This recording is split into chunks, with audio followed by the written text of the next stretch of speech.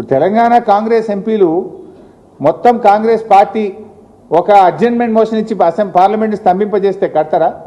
లేదు 8 మంది బీజేపీ ఎంపీలు మా తెలంగాణకు అన్యాయం జరుగుతుంది మేము రాజీనామా చేస్తామంటే దెబ్బకు దిగిరాదా ఢిల్లీ?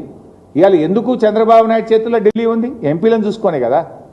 మరి మన ఎంపీలు నిర్ణయించుకోవాలి. మిమ్మల్ని ఎంపీలు చేసింది తెలంగాణ హక్కులు కలరాయడానికా, తెలంగాణ హక్కులు కాపాడడానికా? తెలంగాణ బీజేపీ ఎంపీలు ఆలోచించాలి. ఇలా ప్రజలు ఆలోచిస్తున్నారు. మనం 8 కాంగ్రెస్ని గెలిపిస్తేమి, 8 బీజేపీని గెలిస్తేమి, ఈ 16 మంది మౌనం వహించబట్టే చంద్రబాబు నాయుడు ఇవాళ ఈ ప్రాజెక్టు అన్యాయంగా కడుతుందనే విషయం ఇవాళ తెలంగాణ సమాజానికి అర్థమవుతా ఉంది. సో సిడబ్ల్యూసీని ఒప్పిస్తానే ధైర్యం ఎక్కడిది మీకు? ఎంపీలు నీ చేతులున్నారు కనుక, ఢిల్లీ నీ చేతులు ఉంది కనుక, కేంద్ర ప్రభుత్వం నీ చెప్పు చేతుల్లో ఉంది కనుక నేను ఒప్పిస్తా అనుకుంటున్నావు. కానీ మాకు కూడా రాజ్యాంగం ఉన్నది. ఈ దేశానికి ఒక రాజ్యాంగం ఉన్నది. ఈ దేశంలో ఒక సుప్రీంకోర్టు ఉన్నది. హక్కులను కాపాడడానికి సర్వోన్నత న్యాయస్థానం మీద మాకు నమ్మకం ఉన్నది. అవసరమైతే సర్వోన్నత న్యాయస్థానానికి వెళ్తాం. మా రాష్ట్ర హక్కులను మేము కాపాడతాం.